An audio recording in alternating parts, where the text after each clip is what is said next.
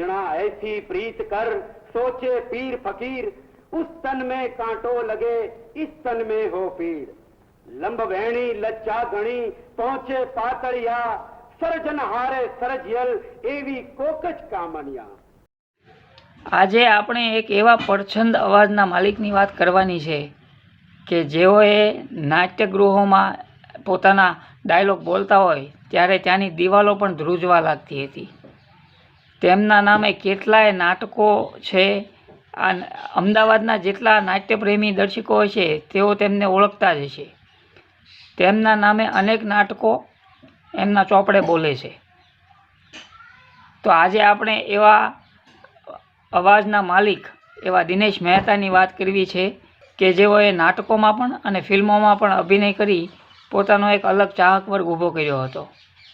તો નમસ્કાર મિત્રો, આ કલાકારનું નામ છે દિનેશ મહેતા। આપ હજી સુધી અમારી ચેનલ પહેલી વાર જોઈ રહ્યા હો તો અત્યારે જ અમારી ચેનલને સબસ્ક્રાઈબ કરી દો અને બાજુમાં આપેલા બેલ આઇકનને પણ દબાવી દો જેથી અમારા આવનારા નવા વિડીયોના નોટિફિકેશન આપને તુરંત મળે। સાથે જ અમારા ફેસબુક પેજ અને ઇન્સ્ટાગ્રામ આઈડીને લાઈક કરવાનું ભૂલતા નહીં। મને પણ એ સમજાતું નથી, પણ તું ચિંતા નહીં કર, હું બધું જ સંભાળી લઈશ। સેજલ મારી વિધવા બેની દીકરી છે, પણ આપણે એના વિશે કેમ પૂછવું? એટલે મારી ભાણી વિશે જેમ ભાવે તેમ બોલતા પહેલા 100 વાર વિચાર કરજો। મને એનામાં પૂરેપૂરો વિશ્વાસ છે કે ક્યારેય ખોટા મોહમાં કે ખોટા સ્વપ્નમાં અવળું પગલું ફરે જ નહીં। દિનેશ મહેતાના પિતાને અમદાવાદમાં મીઠાઈની દુકાન હતી અને દાદા જૂની રંગભૂમિના જાણીતા કલાકાર હતા। દાદાનું નામ દુર્લભજીભાઈ હતું। દાદાના શોખને જ આગળ ધપાવતા દિનેશ મહેતામાં પણ અભિનયના અંકુર ફૂટ્યા અને દાદાના શોખ અને પ્રોત્સાહનથી જ તેઓએ અભિનય યાત્રા આગળ વધારેલી। દાદાના સપોર્ટ વગર તેઓ આગળ વધી શક્યા ન હોત। સ્કૂલ દરમિયાન 15મી ઓગસ્ટે દિનેશ મહેતાને શિવ તાંડવ નૃત્ય કરવું હતું ત્યારે દાદાએ એમને હિન્દી ફિલ્મ જનક જનક પાયલ બાજે જોવા કહ્યું, જેમાં અભિનેતા ગોપી કૃષ્ણનું તાંડવ નૃત્ય હતું। તો આ ફિલ્મ દિનેશ મહેતાએ 10થી 12 વખત જોઈ અને આ નૃત્યને તેમણે તન મનમાં ઉતારી લીધેલું।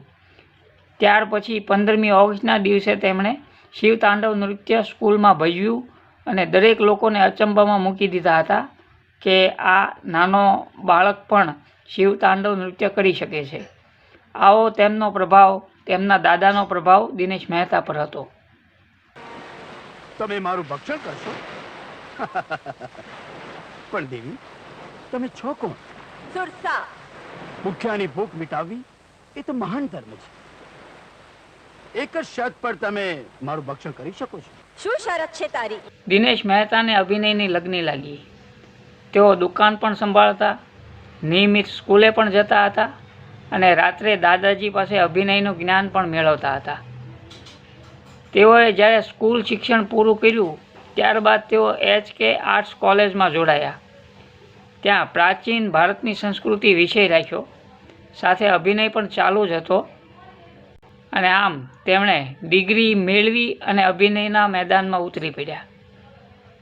દિનેશ મહેતાએ કેટલાય નાટકોમાં અભિનય કર્યો છે। આ નાટકોમાં એકાંકી અને દ્વિઅંકી નાટકો છે, જેમાં તરસો સંગમ, ધૂપસળી, ચૂડી ચાંદલો, કન્યાદાન, જીવનસાથી, શુભદા, ભણકારા, કુળવધુ, ગૃહલક્ષ્મી, વિસામો, જુવાનીના ઝેર, રંગીલી રાધા, આ અમેરિકા, ચાલ એક ચાણક્યની, લીલા લહેર, કેમ મકનજી ક્યાં ચાલ્યા, લફરાથી લોંગ પ્લે, રાણીને ગમ્યો તે રાજા અને હનીમૂન જેવા અનેક નાટકોમાં તેમણે અભિનય કર્યો।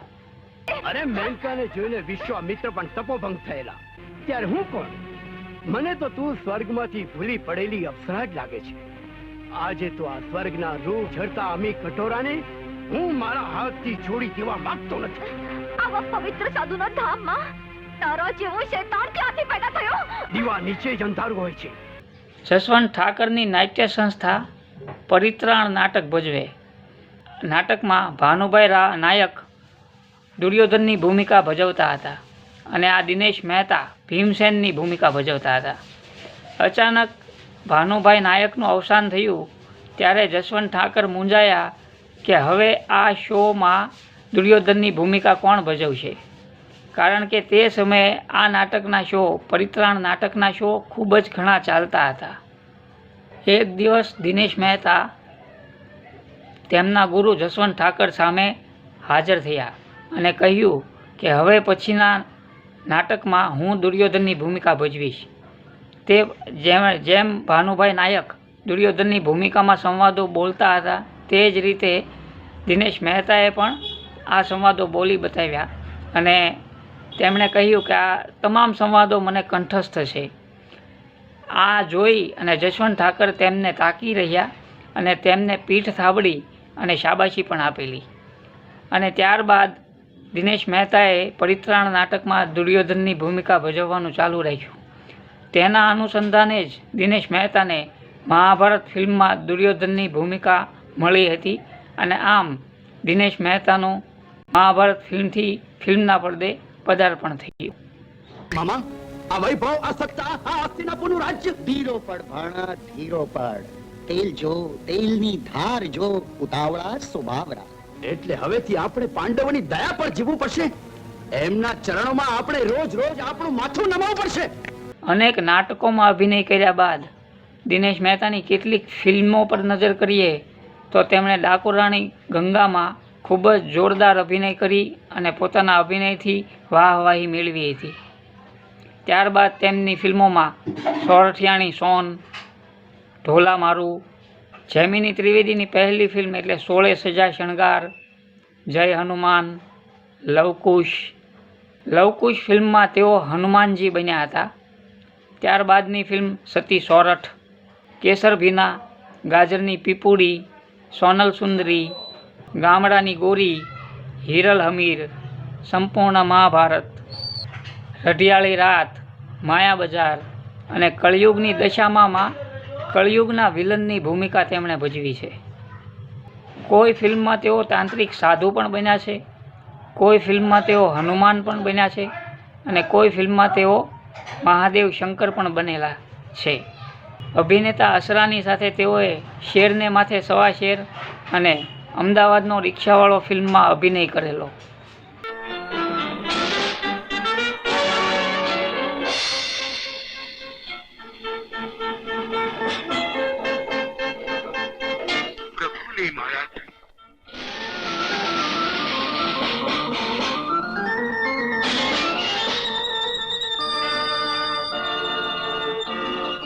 રાષ્ટ્રીય શાયર સ્વ ઝવેરચંદ મેઘાણી પર બનેલી ડોક્યુમેન્ટરી જેમાં દિનેશ મહેતાએ મેઘાણીની ભૂમિકા ભજવેલી.